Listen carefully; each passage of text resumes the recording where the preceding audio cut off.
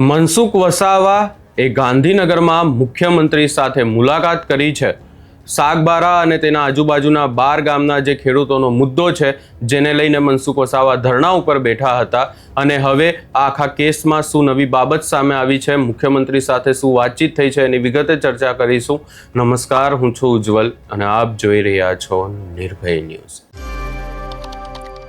સાગબારા અને તેના આજુબાજુના 12 ગામના ખેડૂતો હાલ આંદોલન ઉપર બેઠા છે, ધરણા ઉપર બેઠા છે પોતાની જમીન બચાવવા માટે. જે ખેડાણ કરવામાં આવી રહ્યું છે આખી બાબતને લઈને વન વિભાગ દ્વારા અનેક સવાલો આ ખેડૂતોની સામે ઊભા કરવામાં આવી રહ્યા છે.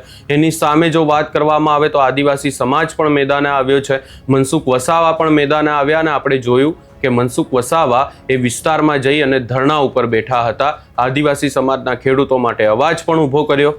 આપણે જોયું કે ગઈકાલે આદિવાસી દિવસ હતો, પરંતુ વિશ્વ આદિવાસી દિવસના નિમિત્તે પણ મનસુખ વસાવા એ કાર્યક્રમોમાં હાજરી ન આપીને ખેડૂતોની સાથે ધરણા ઉપર બેઠા હતા. આ તમામ ચર્ચાઓની વચ્ચે વાત પણ અનેક થઈ, ત્યાં અધિકારી પણ પહોંચ્યા હતા અને હવે આ આખી બાબતને લઈને જો વાત કરવામાં આવે તો મનસુખ વસાવાએ ગાંધીનગર ખાતે મુખ્યમંત્રી ભૂપેન્દ્ર પટેલ સાથે મુલાકાત કરી છે. નર્મદા જિલ્લાના સાગબારા તાલુકાના 12 ગામોના ખેડૂતોના જમીનના પ્રશ્ને રજૂઆત કરી અને અહેવાલો મુજબ 25 વર્ષથી જમીન ખેડતા આદિવાસી ખેડૂતોના પ્રશ્નનું કાયમી નિરાકરણ લાવવા સાંસદ દિલ્હી સત્રમાં જતા પહેલા ગાંધીનગર રોકાયા. નર્મદા જિલ્લાના સાગબારા તાલુકાના આદિવાસી ખેડૂતો છેલ્લા 25 વર્ષ કરતાં પણ વધુ સમયથી જે જમીનના અધિકારો અને માલિકી હક માટે લડત ચલાવી રહ્યા છે, આ 12 ગામોના ખેડૂતો જમીન ઉપર સતત ખેડાણ કરી રહ્યા હોવા છતાં કાનૂની અને મહેસૂલી ગૂંચવણોના કારણે તેમને યોગ્ય હક મળી શક્યા નથી.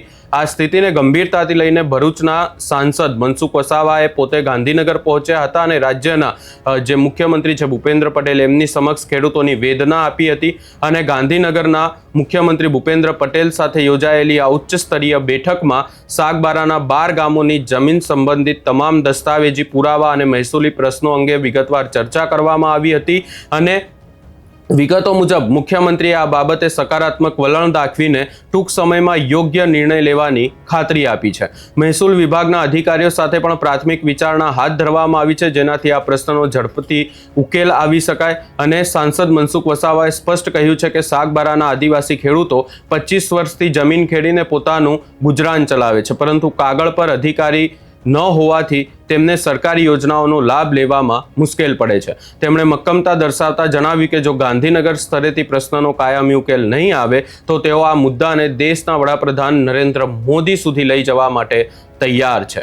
દિલ્હીમાં સંસદનું સત્ર શરૂ થવા જઈ રહ્યું હોવા છતાં સાંસદ મનસુખ વસાવાએ પોતાના મત વિસ્તારના ખેડૂતોના પ્રશ્નને પ્રાથમિકતા આપી ગાંધીનગરમાં રોકાવાનો નિર્ણય લીધો હતો.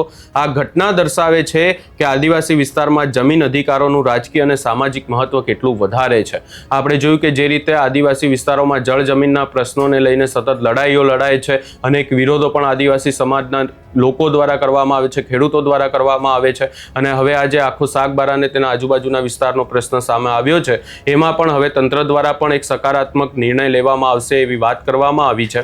આ સમગ્ર બાબતે તમારો શું અભિપ્રાય છે એ અમને કમેન્ટ કરી જરૂર જણાવશો ને અમારી ચેનલ નિર્ભય ન્યૂઝને લાઇક, શેર, સબસ્ક્રાઇબ કરવાનું ભૂલશો નહીં.